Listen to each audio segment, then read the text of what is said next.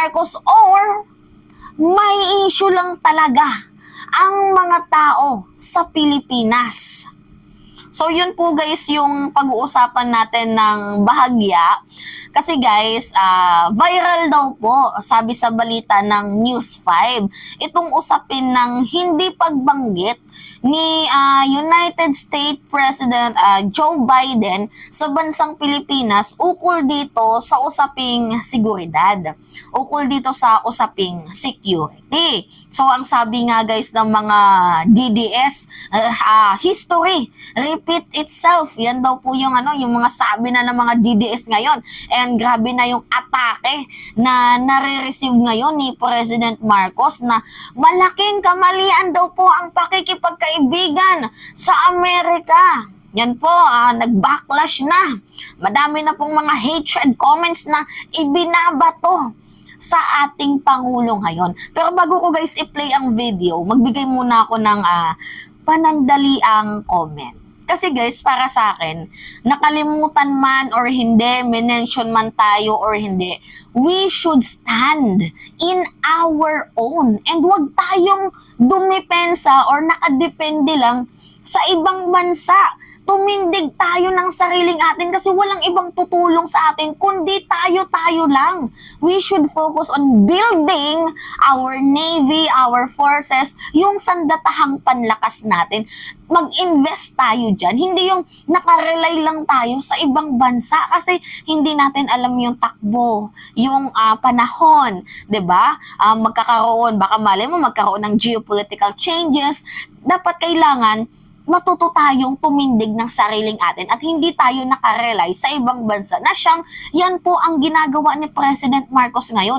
Pinapalakas niya po ang ating defense. Kasi nga, pinabayaan ni former President Duterte itong defense natin eh. Yan po yung totoo dito guys. Napabayaan. So kaya nga ito, President Marcos working on this specific issue. So ngayon guys, ito i-play ko muna yung video bago ko magbigay ng interpretasyon. Kasi medyo parang feeling ko ma-issue talaga ang Pilipinas eh. Anyway, play ko muna ha, pakinggan nyo. Usap-usapan ng hindi pagbanggit ni US President Joe Biden sa Pilipinas nang talakayin niya ang seguridad sa Asia sa kanyang State of the Union address. Sa kabila niyan, nilinaw ng Embahada ng Amerika na nananatiling matibay ang alyansa ng dalawang bansa. Nasa frontline ng balitang yan, si Camille Samonte.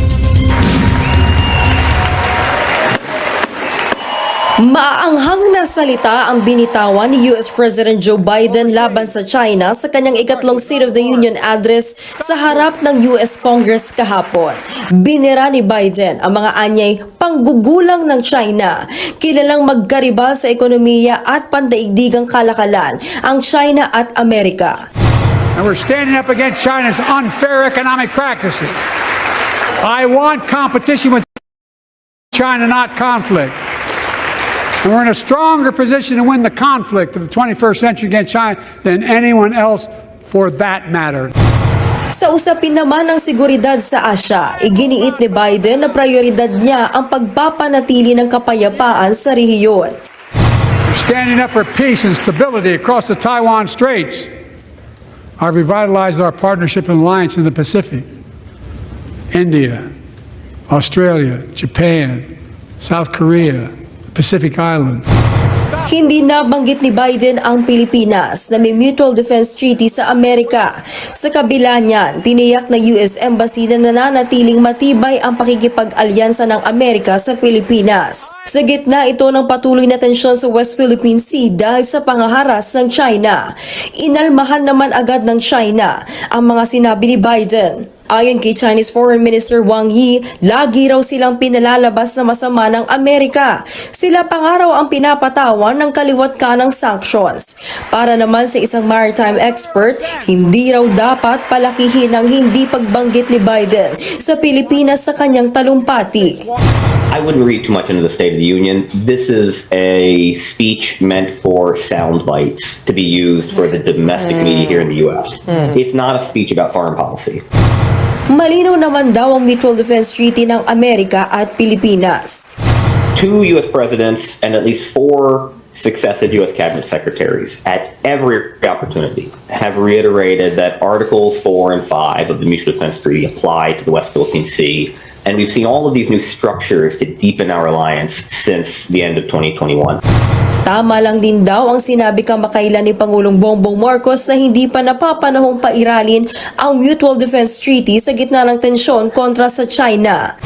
If an attack is what happened early this week with the shattering of the windshield on the Unai Zamay and the injury of 4 sailors, do people want that to be the trigger for a wider war? I would think not. Of course not. And so the threat of intervention under the NDT is what prevents China from just escalating military force. Okay, narinig nyo na hindi daw binanggit. Pero kung babalikan nyo sa mga 1 minute and 40 seconds, binanggit yung Pacific Island. Pacific Islands. So, yung Pilipinas ba, hindi ba yan Pacific Island?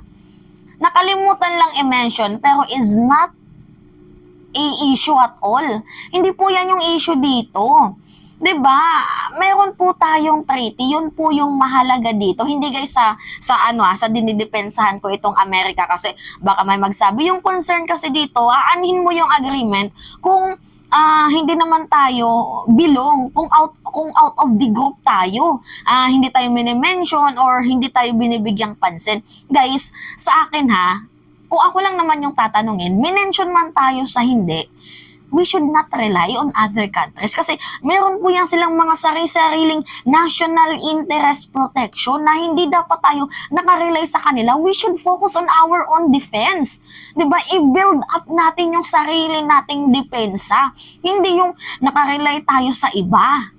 And pangalawa dito, siguro I think, minention naman po kasi guys, Pacific Island, tayo po yun, masyado lang talagang hindi na specific yung Pilipinas. Pero guys, kung sa isip nyo na hindi tayo minention, I think kaya hindi minention yung Pilipinas mismo kasi masyado baka mamaya matrigger. 'Di ba? Ang China lalo pat ngayon mainit yung sagupaan doon sa West Philippine Sea. Kabilang na nga nung isang araw yung pag-water cannon sa ating mga navy doon and 4 yung sugatan. So it can cause a tension. Baka malay mo 'di ba pag minention, mas lalo pa nila tayong bulihin, mas lalo pa nila tayong harasin. Guys, try to read between the lines. Hindi yung aal sa balusa lang kayo. Guys, dapat kung matino kayong Pilipino, masyado dapat yung lawakan ng inyong pag-iisip. Hindi yung basta lang may ma-comment, basta lang may maisabi, may masabi lang. Hindi dapat ganun, guys. Kasi diyan tayo mapapahamak sa sa mabilis na pag-alab ng ating mga damdamin or pagputok ng ating mga butsi. Hindi dapat ganun, guys. Huwag tayong masyadong mapusok. Diba? Try to read between the lines.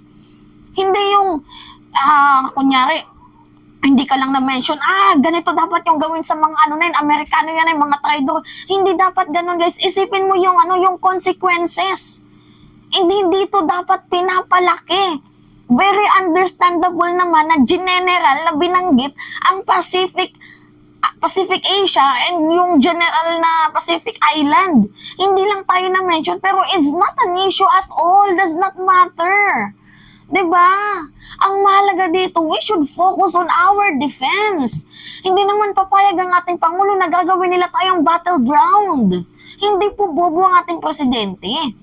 Ayaw niyang maulit yung history repeat itself. Ayaw niya yun. Kung ano yung nangyari ngayon, babalik ulit ngayon yung pagtraidor. Ayaw niyang mangyari yun. Marunong pong maglaro ang ating Pangulo. Hindi po yan basta-basta. Binuto niyo pa kung hindi din niyo pagkakatiwalaan. Diba? Antayin nyo muna, guys. Mayroon pang panahon, may oras pa. Hindi yung agad-agad kayong maghuhusga. Kita nyo yung pagiging workaholic ng ating Pangulo na binibuild up niya na ang ating mga depensa. Hindi nyo ba nakikita yung effort na Sa gitna ng pambubuli, ang ating presidente ay tumitindig para sa ating mga mangingisda na sarili nating bayan, para tayong nagnanakaw sa sarili nating lupain, sa sarili nating karagatan. Hindi nyo ba nakikita yung effort na yun? Huwag tayo agad-agad maghusga, guys. Na hindi porket hindi mention, ay hindi na agad kakampi or binabaliwala na lang tayo. Baka malay mo, meron pang mas malalim na issue kung bakit hindi binanggit yung specific na bansa natin na Pilipinas. Although mention yung Panay Island, Pacific Island, tayo yun. Pero, hindi lang minention yung Pilipinas kasi baka malay mo, nung pumunta si President Marcos, meron silang usapan, di ba? Kasi masyadong mainit, mahalagablab yung tension, di ba? Baka meron silang usapan. It's not matter at all, guys. Kagaya nga ng sabi ko sa inyo, think 100 or 1,000,000 times before you speak. Kasi, kapag hindi tayo nag-isip ng malaliman, dyan tayo mapapahamak. Kasi guys, may mga bagay na hanggat maaga pa, pwede pa natin gawa ng solusyon. Pag ginawa mo na hindi mo pinag-isipan, hindi natin mababawi yung natin na yun, yung desisyon na yun. Diba? Yun lang yung akin, guys. And itong issue na to, hindi to dapat pinapalaki. Diba? Hindi to dapat pinapalaki. Huwag kayong may issue, yun lang. Nagigets nyo ba ako, guys? Hoping sana nagkakaintindihan tayo, Hindi sa pinagpagtanggol ko yung US or dinidegrade ko yung comment ng concern ng mamamayang Pilipino. Ang akin lang dito, hindi po to malaking issue na hindi tayo mention as long as nandito yung agreement ng treaty. And we should not rely on our other countries dahil meron po yan silang sariling national interest in terms of protection. That's it, guys. Build our own. Kasi totoo, mahina tayo.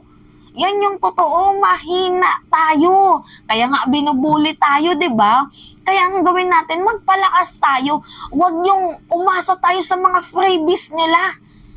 Huwag ganun. Labas yung matatapang dito. Labas.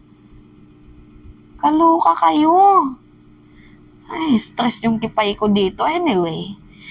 Yun po guys yung comment ko. Comment ko to Pwede kayong mag-disagree, pwede kayong mag-hindi, pero ako, ginagawa ko to para maging eye-opener. Na hindi dapat pabugso-bugso yung damdamin ng mamamayang Pilipino kasi yan yung ikapapahamak natin. Yun lang. Ay, bye-bye.